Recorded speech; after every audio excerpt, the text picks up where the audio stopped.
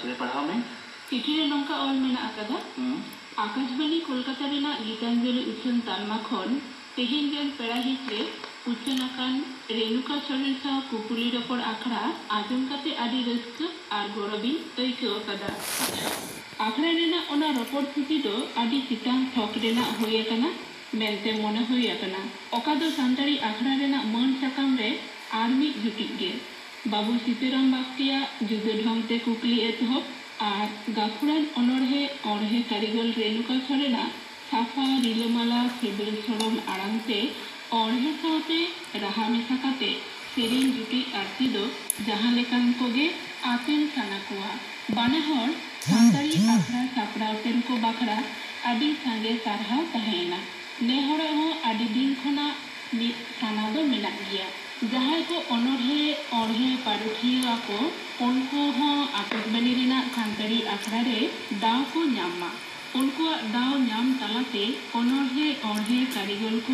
मन एम सांतारी अणहे साहेब रेना कदर जास्ती साथे सांतारी आखड़ा रेना मन हो पालेन जास्ती गे अणहे को रू सपा बाते हो कोराव गनोआ सांगे अणहे आते साजाव गाबान अणहे राहा आड़ांग साजाव सापड़ाव दो नाव मिट सिबिल सरमे आगू दाड़ेया जास्तिया सांतारी पार्सी चर्चा केटेजोआ अणहे साहे अणहे को हो मन मर्यादा जास्तिया अणहे को हो को जास्तिया सांतारी आजमतेन को जास्ती को गे पालेन आस तहेन कना नौकान आखड़ा सापड़ाव लगिते उइहेर भावनाया सांतारी आखड़ा सांगे सारहाव और नेहर साला मलिंदो हासदा आतो चंपाकियरी डाकोड़ा केंदुआ डिही जिला बांकुड़ा रेणुका सरेन साला कुकुली रपड़ उच्छन काना और इन आजम काते आम दो रस्को कान खातिरते नवा सारहाव चिठी साकाम भेजाव काना हय मानतान मलिंदो हासदा गमके नो तो अडी जथाता जे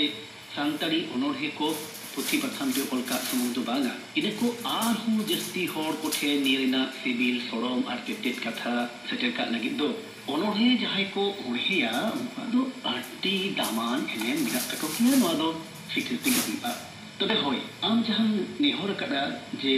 अणहे परुखिया को उनको हो आकाशवाणी रेना सांतारी आखड़े दाव को ᱧᱟᱢᱟ नवा दो अडी बेस मिटेन सलाह कना परमेश कना होय आले हो उनका गले रिकेटा मेनखान नौकान जहां को अणहे उनकान कारिगल को दो अड्डी सांगे दो मेदे अवरी को पड़ा चर्चा इदी तमना को बाई बाई को रका हिजुक कना लहा हिजुक कना को यथोर के आसमन दोया बाई बाई ते मिटेन स्टैंडर्ड जायगा को सेटलते मे को पढ़ा लेनखान बाई बाई तो उनको हो दिला को नेवता को नौनी अणहे पढ़ाव से अणहे रिना जहां करी उना हो मिटेन नवा रूपे ᱧᱟᱢᱟ सांतारी पार्सी चर्चा आर हो केटेजोआ नौना जहां आसेम सदर काटा इने कोते दो अणहे को मर्यादा जस्तिया अणहे को जस्तिया नौकाना कथाम लई काटा नवा दो सली कथा गान गया नौकान आखड़ा उछिल तलाते के अणहे रिना चर्चा आर हो एदीमा तो आले होले दो हेटा आर मानतान मलिंदो हस्ता आमते नौका के निर मरांग हो नापाय सलाह नापाय परामेश थुमाते चिठी को ओला कुयेते आले हो आदि रस्का बुझावदा मा साथे आखड़ा पाटा से खन आम लगी हो तहिना सांके सलाह निके चिठी को ओलता मन में डाक तलाते